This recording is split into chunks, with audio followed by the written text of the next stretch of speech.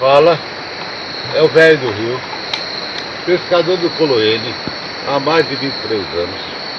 E hoje, numa situação especial, depois de 25 cachorras, jaú, barbado, pintado, curvina, pacu, giripoca, estamos aqui agora festejando à beira de uma lareira, na beira do rio, tomando um vinho, ou seja, pescador fino, que não toma cachaça nem cerveja, só toma vinho.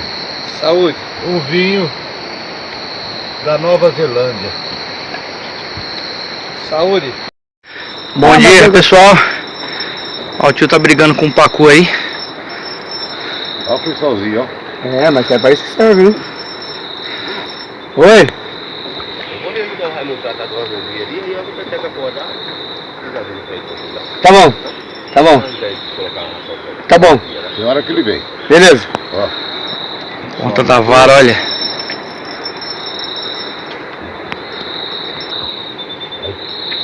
Isso não cansa. Ah, ele é forte, né, meu? Ele foi desenhado para ser forte, né? Esse ponto tá muito solto. É, tá, não mexe não.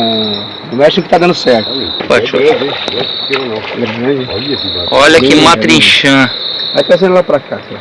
O tio pegou, hein? Nossa. Devagarzinho. Não sei porquê, mas tá com uma cara de alegria. Fazendo. Fazendo mola, isso. Peixe brigador, hein?